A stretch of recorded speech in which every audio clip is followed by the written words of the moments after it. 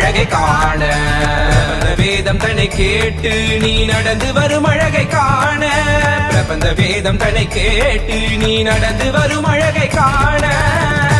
என்ன தவம் செய்தனோ வரதா என்ன தவம் செய்தனோ